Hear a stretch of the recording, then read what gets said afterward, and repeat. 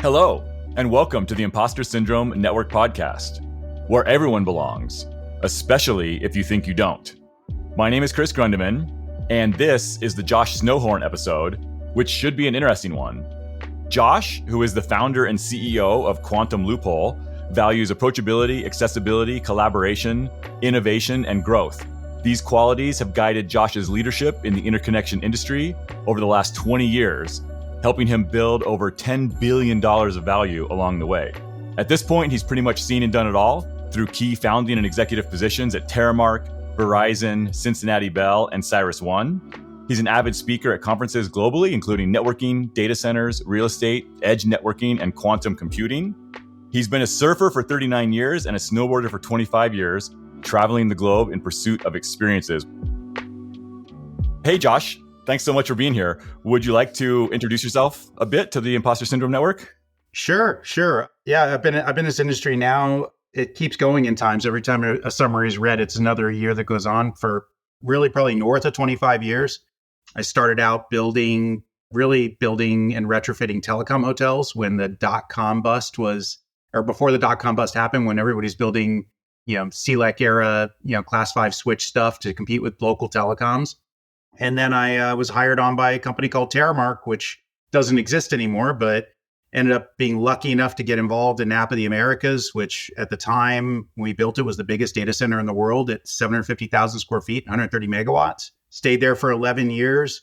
Then Verizon bought us for 19 times EBITDA, which was gigantic at the time. And I stayed on for a year with golden handcuffs at Verizon, then slid into Cincinnati Bell with a specific goal of building the telecom portfolio there and rolling and spinning out CyrusOne, which has now been picked up by KKR, I think, for $12 billion or something like that. So been pretty lucky along the way and worked with some great teammates and was able to segue into what we're doing at Quantum Loophole. Yeah, that's fantastic. Thanks. We're going to dive into a lot of that, I hope. I do want to kind of start with maybe the elephant in the room. We talk to technologists a lot here, and I think at core or maybe by trade, you're really a salesperson, right? And you happen to have built a career selling and finding new ways to package and sell data center and especially interconnection services. I think that kind of career path opens up a whole slew of questions, many of which I do hope we'll be able to get to today. But first, I'd like to understand why. Why get into technology sales all those years ago? And how did you end up focusing on interconnection specifically? So it was purely accidental to get into sales at all in telecom. Ironically, I was skipping work one day and going surfing. And in a day, there's always these little weird paths you take that, it's like a yellow brick road kind of thing. And I'm out there and it was a day when it was a perfect swell and there were like 8 guys in the water because every other idiot didn't know about it.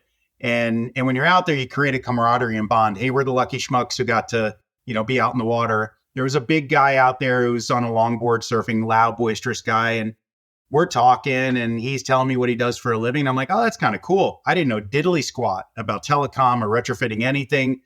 I was working for a friend's construction company and, trying to facilitate sales for them. I'm a natural born salesperson. It's in my DNA. It's just who I am. I could sell anything and it doesn't matter what the career path would have been. I'd probably be good at selling that. That led to getting me involved into telecom construction and data centers. And I was just dazzled. I sponged it up and absorbed it. I'm definitely a nerd in my core, so it allows me to have credibility and respect amongst, the data center sector, particularly the networking sector, and just worked out really well. So I fell into the role, like a lot of us do. Yeah, it definitely is almost always an accidental career path, and in a lot of cases, I think there's kind of this winding road, and a lot of these jobs that a lot of us have today, especially those of us maybe of our age-ish, didn't exist when we first started out, even to begin with, right? I mean, I couldn't have chosen to do what I do now when I was a kid because it wasn't a thing yet. There's no education around it. I mean, first of all, I only went to college for a year. I dropped out and went snowboarding and surfing and screwed off because I couldn't be responsible.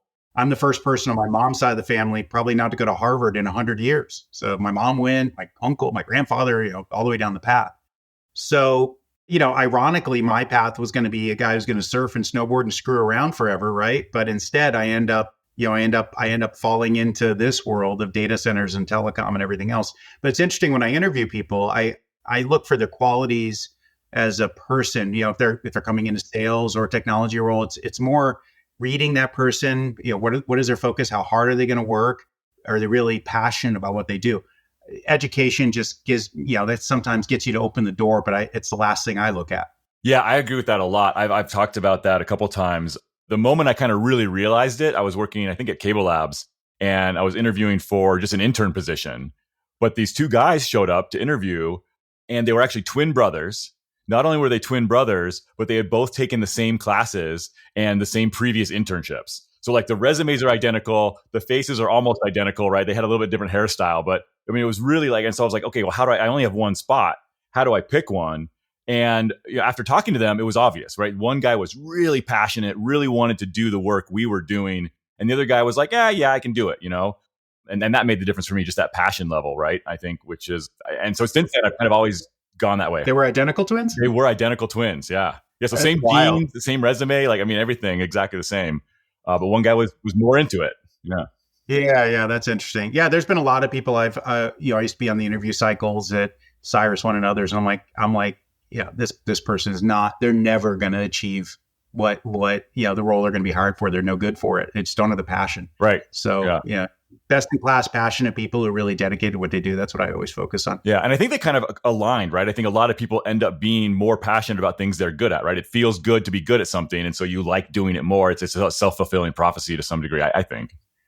Yeah, absolutely. On the other side of that, right? Because I do agree that, things like degrees and certifications and some of these things are definitely, great HR keys, right? They'll get you in the door. They'll get you the interview, that kind of stuff. But on the flip side, right, I think, coming from a place where you don't have a college degree and you end up, you've done some really amazing things throughout your career with these businesses, working on teams that, I know some of the guys you've worked with, some of the women you've worked with that are really brilliant people. I wonder if that ever leads you personally to feeling like you're not smart enough in those rooms.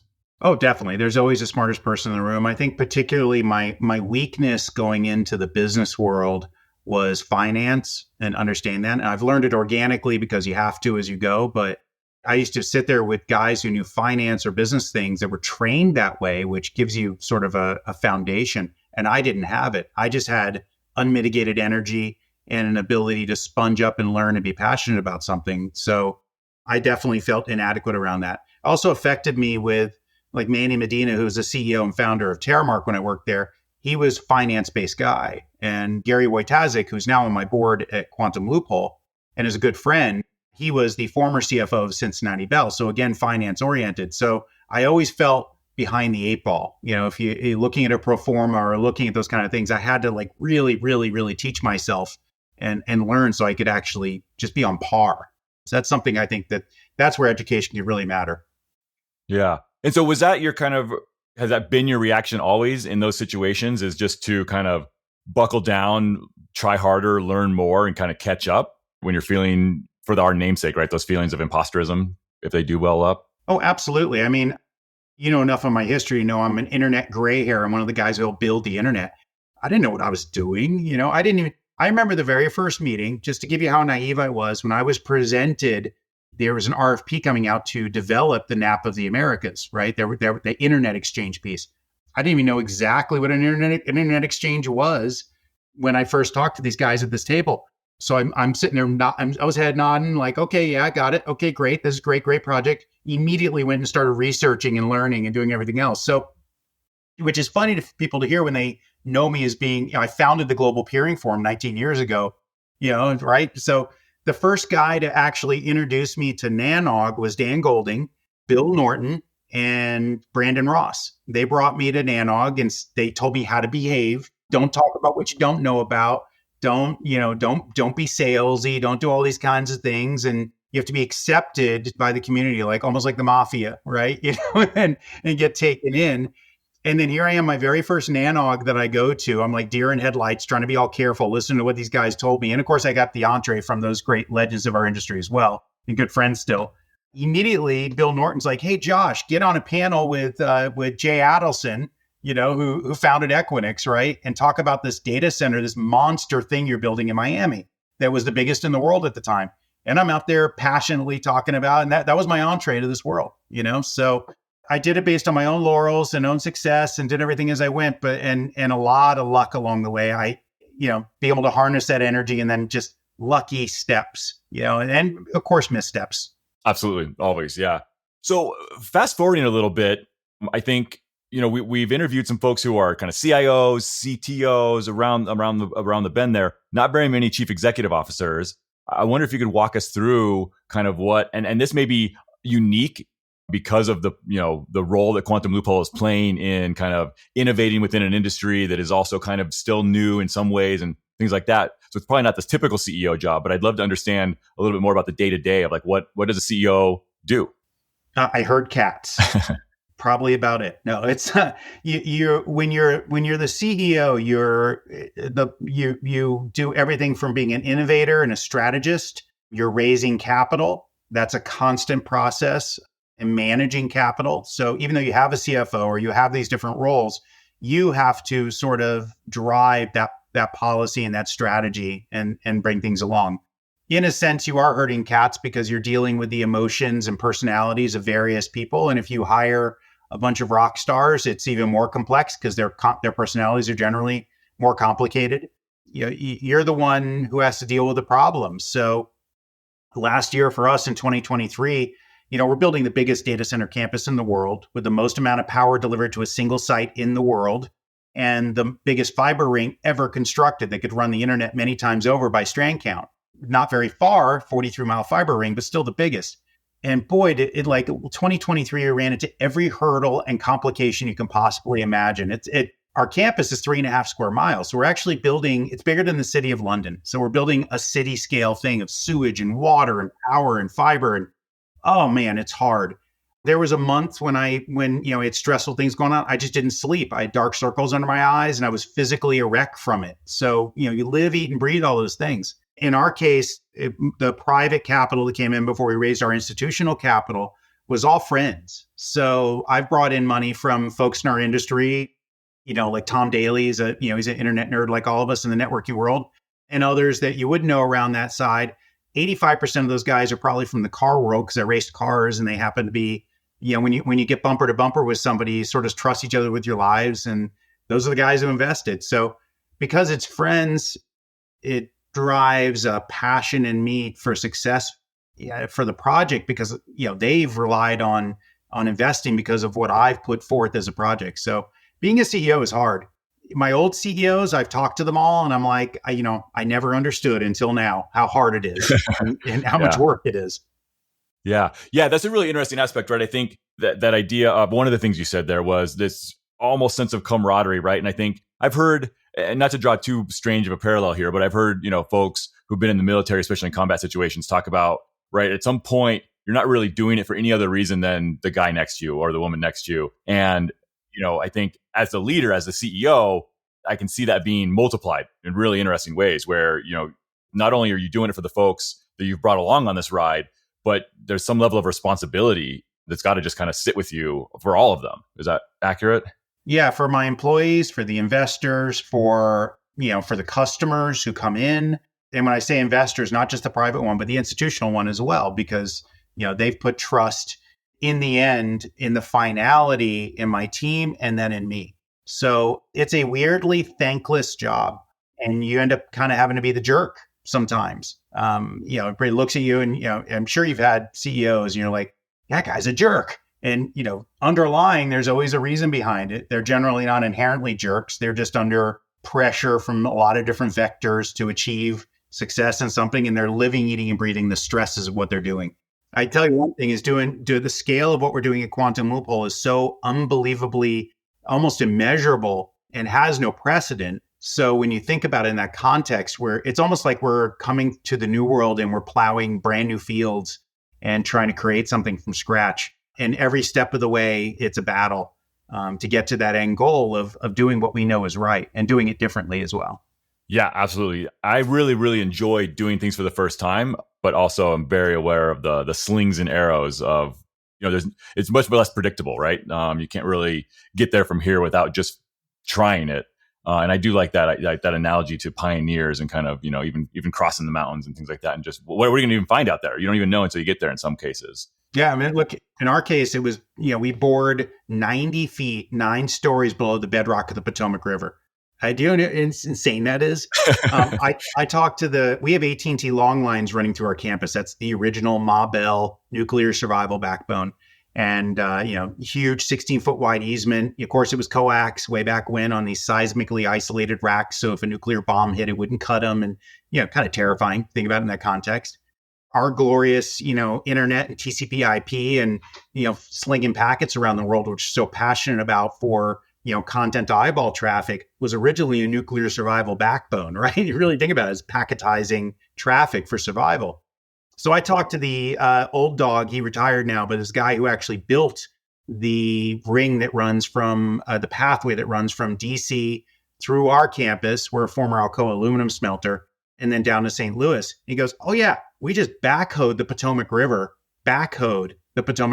dredged it out, threw our cables down, and covered it with rocks." Right now, full circle, you come to us, and we were told it's impossible. You're going to take 5 years just to get your permit to even get under the river. Good luck with that. We did it in a year. We got our permits in a year because we went to the Army Corps with a strong team and a willingness to go, whatever lengths it took to make it happen. And finally, we got to 9 stories below the bedrock of the Potomac, and we're like, go for it. That's acceptable.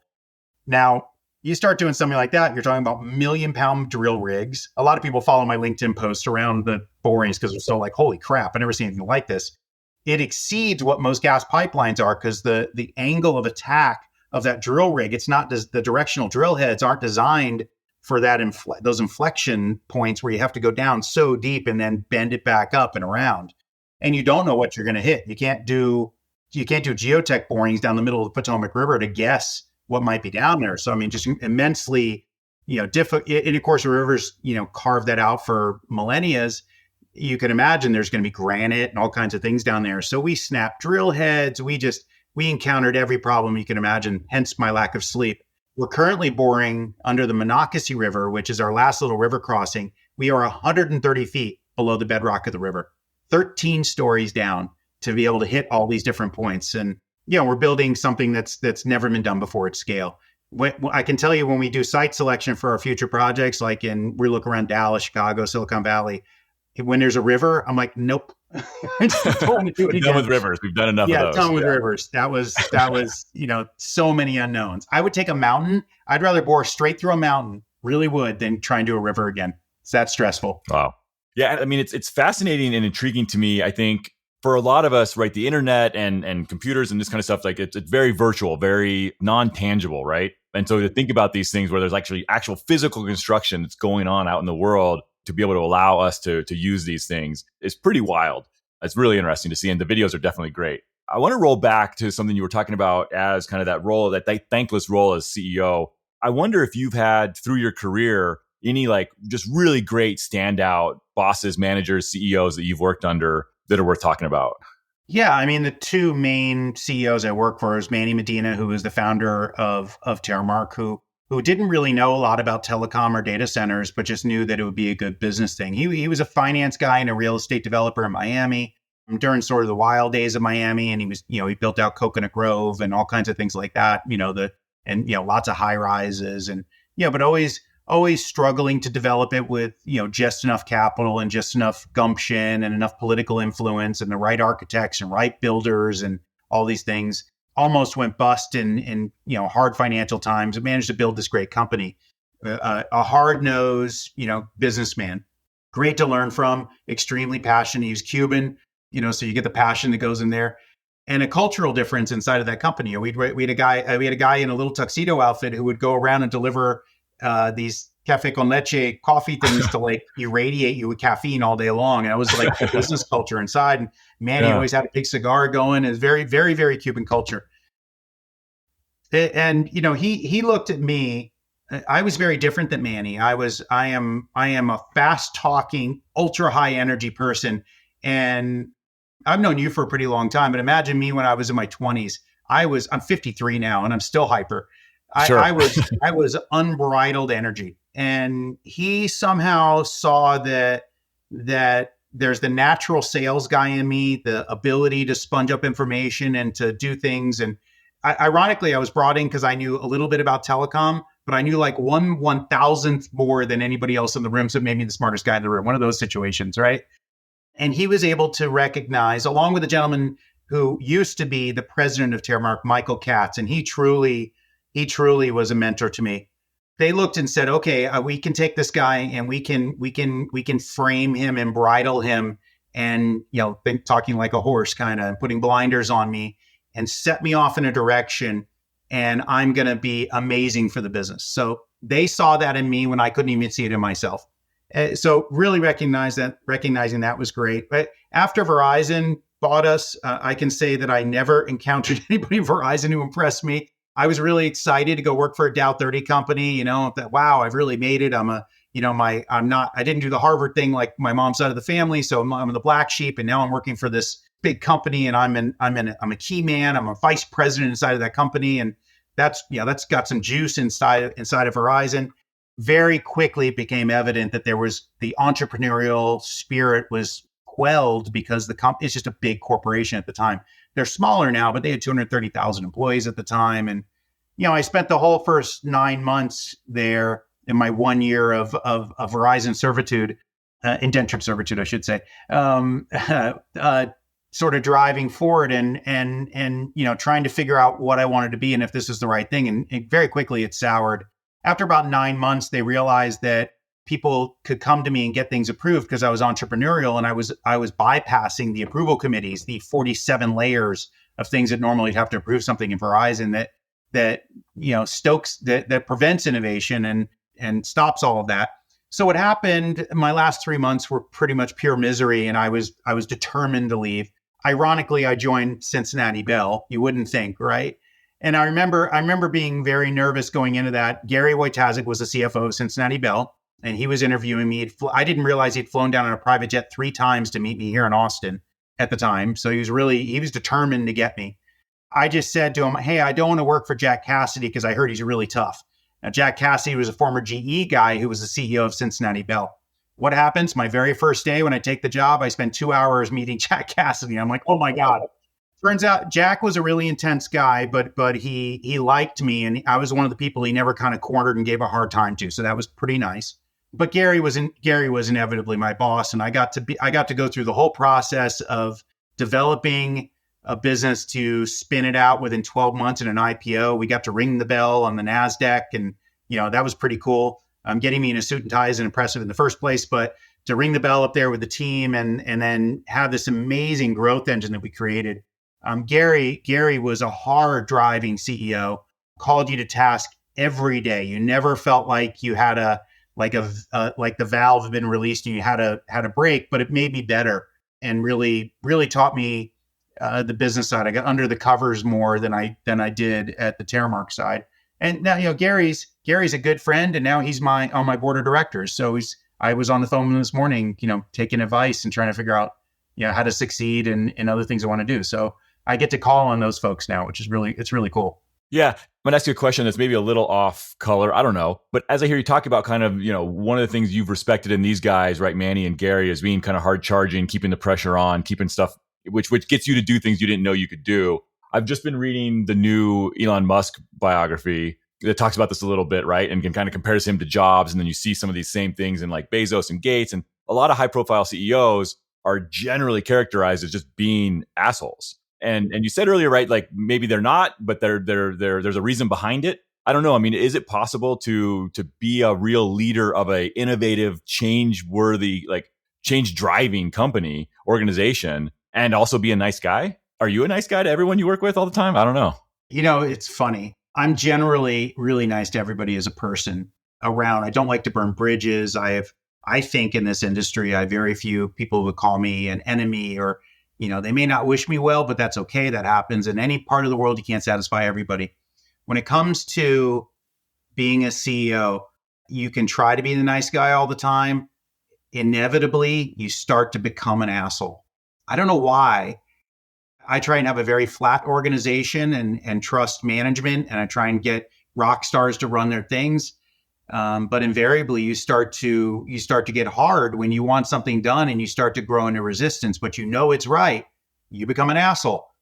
It's either my way or the highway. You got to force that, because your CEO role is to see the big picture, not just of land or energy or water or fiber or finance or sales or anything else.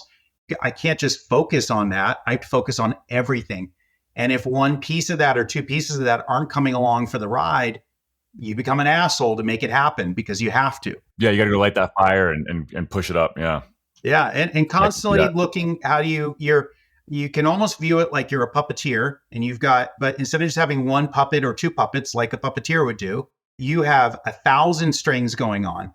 And those 1,000 strings are all those things I spoke about before and all of the underlying employees and all the pieces of the puzzle. And you're constantly, maneuvering those things to create, an end result or a show to make it happen. It's hard to be nice all the time. And I hate myself when I'm not like that. I actually don't, when I'm a dick, better call me a dick than an asshole, because you can be a dictator, so yeah. that's my own employees call me that sometimes jokingly, but right. It doesn't feel good to be that kind of a person because nobody likes to be like that. It's inside your stomach. You don't feel good afterwards. You're all kinds of bad chemistries flowing through your body when you're upset. And, it's hard to be passionate and nice all the time. Right. All the time. It's the all the time thing that I think makes it hard, right? For sure. And like you said, especially when you can see where things need to go and what needs to happen, but communicating that and getting people on board and getting people to agree. And yeah, it's tough. I like that analogy of the 1,000 strings puppeteer and trying to, get things to happen the way that they need to happen. It's an interesting conundrum for sure. It is. And, if we were in our particular company, our industry, a static, low growth, year over year, managing growth, maybe warehouses with a simple lease terms and a simple to manage thing and maintenance and no shock and awe, no intensity, no difficult capital markets, just kind of going along. I could be the nicest guy in the world because I got nothing. Sure. There's nothing to do other than careful, slow, calm growth. But in an intense, high growth industry where there's a lot of smart people in our industry, there's a lot of, it's coming at you from all sides. That's intense. And if something's lagging behind, it's intolerable because you'll fail. You have to be in go mode. You literally can't let it happen. Yeah. Yeah. And I think you're right that the pace too is probably a big part of this, right? Where I think bluntness and brusqueness can be misinterpreted really easily as well, right? And so maybe it's not that you're being mean. It's just that like, we need to do this. We need to do it now. Here's the shortest way I can tell you that. And let's get it done. I understand there's 25 reasons why we shouldn't because you don't believe it, but I'm telling you got to do it now. And that's where you start to become, you're like, God, I hate doing that. But sometimes you got to do it. Just make it happen. Yeah. Yeah. Because it's better to be able to convince someone to want to do it themselves as much as possible. But every now and then you've got to just lay down the law a little bit and just say, nope. I understand your objections, but we're doing it this way. Let's figure it out. Absolutely. And the toughest thing in that is that when you get a couple people who talk to each other and are against what you might want to propose, then all of a sudden the obstacles to get something done is even harder. That's when when the smiles go away and you start getting hard because in the end, inevitably, everybody in a company, in my company now or any other company works for that CEO. So if the CEO had 1,000 employees and said 500 are going away because they're not following along, that's their prerogative. Now that CEO ultimately works for the board of directors, which represents the investors. And then if it's the board's prerogative that they go away, they go away. That's the reality of the world. I've seen it happen. I saw it like the .com bust, Terremark. It was like American Idol in the early days when they would let go of 50 people in a room and there was only 2 left in the other room. I swear to God, it was like that. There was a time when 30 people went to one room, 30 in one room. I was in the other room thinking I was the guy who was going to be let go because everything we were about to go bankrupt. It was really rough, right? .com bust was hard on everybody really, but I sat there and I'm like, and everybody was let go. And all of a sudden I would go to the office and it was an office in a different building. I was the only one there. And I knew that office was going to go away too, but all of a sudden it was empty, and that was tough times. So, and I saw that happen in CyrusOne a little bit. Gary made some shifts. He cycled out management, brought in new management that was able to achieve the goals that the company needed to achieve. And that's the tough role that happens with all that. It is. Yeah, that's actually, interestingly, around the same time .com bust and early 2000s, that's where I really kind of got my start because the same thing happened. It wasn't quite in different rooms, but basically I was in the room that didn't get let go, and I was the only one in that room, and everybody else was gone. And so then it was like, okay, Chris, you're going to run the network, you're going to answer all the tech support calls, you're going to design the new network. And at that point, we were actually writing code for our own routers, and it was trial by fire, just by elimination, right? I was probably the cheapest person, so I was the one left, and I got to do it all, which was great in the end. It was terrible to go through, but I learned a lot. Terrible to go through, but it teaches you to be strong. And I describe it that I was like a cat with my claws out, so I was like, if anything came along, I'd never question it. It was never the words, "That's not my job," never came out. And if I hear that now because of that experience, oh, you want to talk about intolerable, and watch me. That's when the dictator comes out. Yeah. big time, because that's not, it should never be that. You tell me I've got to take out the trash, and I, as CEO in our little company, I'll take out the trash, I'll mop, I'll clean a toilet. I don't care. That's whatever it takes to get it done. That's how I fell into the peering world and running an internet exchange. And, there was nobody else to do it. So I ran the Cross Connect portfolio and the Fabric, and I was one of the public speakers, and ended up going to every peering forum, and then founded the Global Peering Forum. And I organically became a nerd. I never had Enable on a router because God, don't give me that. But, I was still, and with the right passion, was able to drive it. I mean, I only know a couple of people who built internet exchanges from scratch. It's a hard thing to do, and that it takes a very specific passion and know-how. The guys who did it, Jay Adelson, Jay could probably get Enable on a router. He's pretty slick. But, he started at Pax Palo Alto working for Digital Equipment Corporation, and then founded Equinix with Al Avery. Joop Witteman, who, founded the Amsterdam Internet Exchange. Folks like that, there's just not many. It's Joop never had Enable on a router. He couldn't do that. Yeah. It's interesting. So I'm good friends with all those guys, and we share a camaraderie around the amazing success we had in building those kind of things. Sure. And that links to be one thing that I definitely wanted to talk to you about a little bit is the Global Peering Forum, right? And it's awesome. It's done a lot of great work, I think, bringing people together and kind of promoting the interconnection ecosystem. And we're a long ways further along in that journey than we were when it started, for sure. Like 20 years ago, a totally different world. I'm wondering if you could talk a little bit about maybe the motivation a little bit, but also just the process, right? I think, how did you identify that this thing was needed? And then what does it take to get an organization like that going, to bring people together and form that kind of community that can have such an impact? Yeah, it was my idea, but I always call myself the founder of the Global Peering Forum, but it was really a few folks. It was the folks from Lynx and AMSIX and DKIX and Switch and Data and Equinix and Terremark, all at the time. So what was happening is that there were a lot of peering forums, so many that if you were a peering coordinator, and this is when it was much more of the peering teams were small, but it was much more of a relationship process. And, trying to figure out what AS you wanted to connect to, where you wanted to interconnect, and was it going to be, peering, paid peering, what was it going to be? You could do it all at Nanog and do it all at RIPE or, Apricot meetings, right? Then companies started doing peering forums. Equinix first did the Gigabit Peering Forum. That was the first one. And then Switch and Data did their peering forum. And then Terremark did the Terabit Peering Forum because it had to be bigger. We all started doing that. And what was happening is the peering community was like, I can't get my bosses to approve me going to 20 different peering forums. And, they wanted to go to Equinix's event because that was the biggest exchanges still. They wanted to go to Switch and Data, which at the time, it's now owned by Equinix, but it was the other biggest one.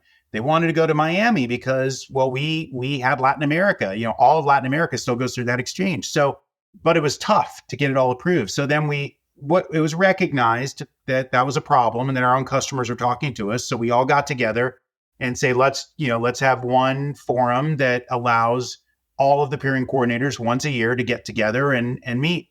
And it had amazing success in helping to drive and guide the industry going forward. It really did. That's great. And unlike interconnection, we are just about out of time for today.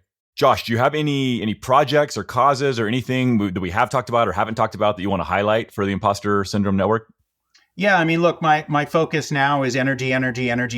We can build fiber rings. We can find giant land to enable the biggest campus in the world. And our campus now is 2,164 acres. The new ones are going to be 5,000 acres and bigger. And, because bigger is needed for this industry. But the energy world is going to be really wild. Our grid is peaking out.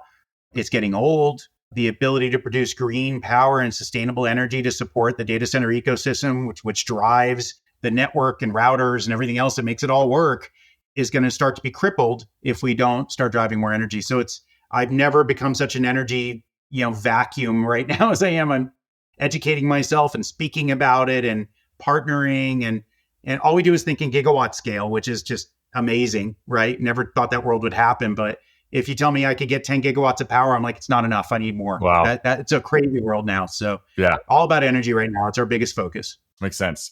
Well, Josh, thank you so much for sharing your story with the Imposter Syndrome Network. And thank you to all of our listeners for your time, your attention, and your support.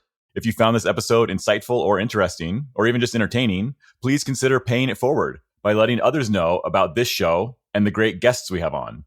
Before we close out, Josh, I do have one more question. I'm just curious what you think or what you would say is the most valuable lesson you've learned in your career so far. The most valuable lesson is just do something you love. Have a passion for it. I've been miserable when I slid into something I didn't love, and it invariably happened as I ebbed and flowed in this industry. Just have a passion for it, do what you love. And if you're miserable and you're not loving what you're doing, it's going to make everybody else miserable around you. So move on, go somewhere else, go do something else and follow your passions. I love it. I think that's great advice. And we will be back next week.